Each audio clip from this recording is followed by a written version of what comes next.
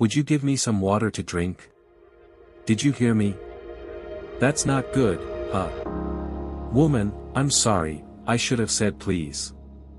Perhaps some people from my community might say this about your women, but I don't. And what you're saying, I say that if you knew who I am, you and I would laugh. Given the flow of living water. Moreover, why do you need me if you have your own reserve of living water? But is the Jewish water better than the Samaritan water? That's not what I said. By any chance, is the Lord greater than our father Jacob, who gave us this well? Is your water better than his? But whoever drinks the water I give will never thirst again. That would be great. You've had 5 relationships, and the man you're with now is not your husband. I understand. Look at what a prophet is. Did you come here to preach to me? Normally, the only advantage of coming here alone is that I can avoid being condemned, but it's men like you who make it impossible to do something about it. I couldn't thank you anywhere. God is spirit. The time is coming, and indeed it has come, when it won't matter where you worship him, but only that you do so in spirit and truth. What have you done? Do you believe what I say? Until the Messiah comes and explains everything, sorts out this mess, including mine. I don't trust anyone. You were wrong when I said you never received anything from God. The first one called me. You were a woman of purity on your wedding night.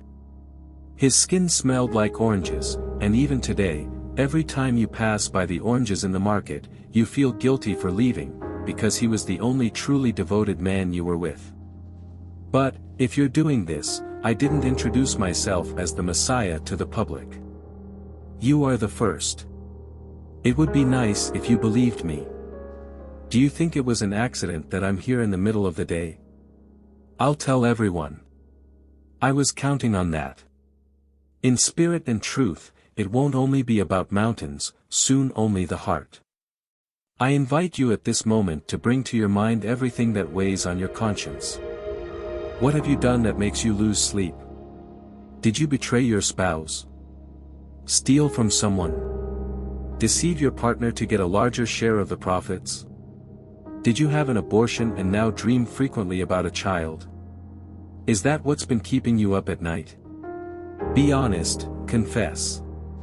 But it always comes back to haunt you. The Samaritan woman was tormented too, needing to fetch water at times when no one else was around because she was considered impure. But there was someone who saw beyond the mistakes of this woman. Look to the one who knows you better than you know yourself right now, the one who offers you living water flowing from your inner being. Look to Jesus, who only knows how to love. Look at the love that gave life for you, look at the one who marked this encounter, just as he did with the Samaritan woman. It's no coincidence that you're watching this video now. I came only to find you, to reveal what you hide from yourself, but you're afraid to confront it.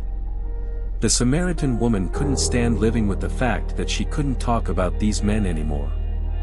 And you, what do you keep hidden that you can't expose to anyone? Were you abused? Were you left in an orphanage and still don't know your biological parents? You don't want to live anymore, and every day you think about taking your own life.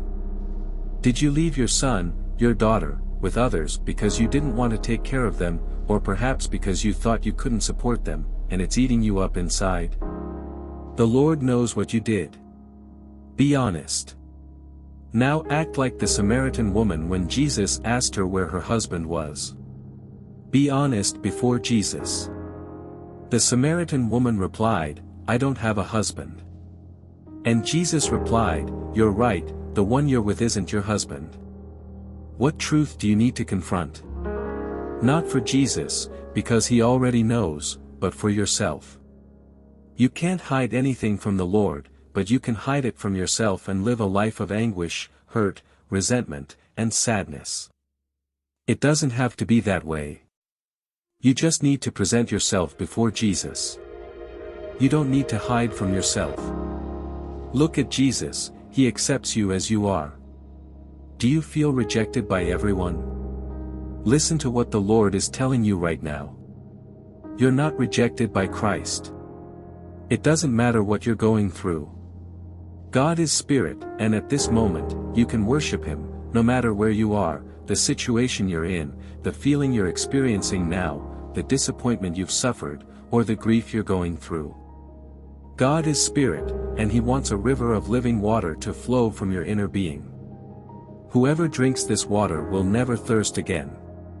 The Lord wants your soul so that one day you'll be with Him in heaven. The Father seeks worshipers in spirit and in truth. Worship the Lord and allow yourself to be loved by Him. Place yourself in the presence of the Lord at this moment. He's within you. Behold, I sought what was outside within. Let the Lord heal the wounds of your soul. Do you feel abandoned because your husband left you, and you had to take care of your children alone? God is spirit and lives within you. Allow yourself to be healed at this moment. Have you felt undervalued because you lost your job and people judge you? The Lord knows how you feel and will come to meet you. God loves you.